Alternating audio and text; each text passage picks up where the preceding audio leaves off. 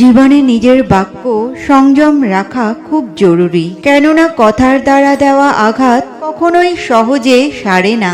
অনুমান ভুল হতে পারে, কিন্তু অনুভব নয়। অনুমান আমাদের কল্পনা, আর অনুভব হচ্ছে জীবনের শিক্ষা। সত্য সবসময় জলের ওপর তেলের বিন্দুর মতো। যতই মিথ্যার জল ঢালা হোক না কেন, তা সবসময় ওপরে ভেসে থাকে। কর্মকে ভয় করো, ভগবানকে নয়। ভগবান ক্ষমা করে দেন, কিন্তু কর্ম কখনো ক্ষমা করে না। ঝড় এলে গাছ দোলে, কিন্তু সহজে শেকড় ছাড়ে না।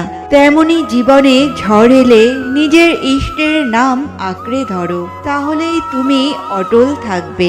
আমাদের জীবনে হঠাৎই কোনো বিপদ চলে আসে এবং আমরা জীবনে বড় সমস্যায় পড়ে যাই। আচ্ছা, কখনো কি তোমার সাথে এমনটা হয়েছে?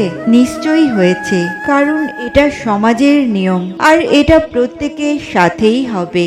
কারণ ভগবান বলেছেন আমাদের জীবনে সুখ বা দুঃখ চিরস্থায়ী নয়। ঠিক যেমন গ্রীষ্মকাল বা বর্ষাকাল কিছু সময়ের জন্য আসে, পৃথিবীতে থাকে, তারপর আবার তারা চলে যায়। ঠিক তেমনি আমাদের জীবনের সুখ দুঃখ আমাদের জীবনে আসে, তারপর আবার তারা চলে যায়। এগুলো কিছুই চিরস্থায়ী নয়। সময় শেষ হলে ঠিকই চলে যাবে।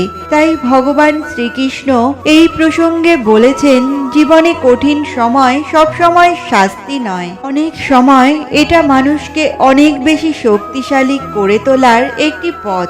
অর্থাৎ ভগবান শ্রীকৃষ্ণ আমাদের এটাই বোঝাতে চেয়েছেন, যখন আমাদের জীবনে কোনো সমস্যা আসে বা দুঃখ আসে, আমরা তখন ভগবানকে স্মরণ করি এবং ভগবানকে বলতে থাকি যে আমাদের এই বিপদের হাত থেকে রক্ষা করো।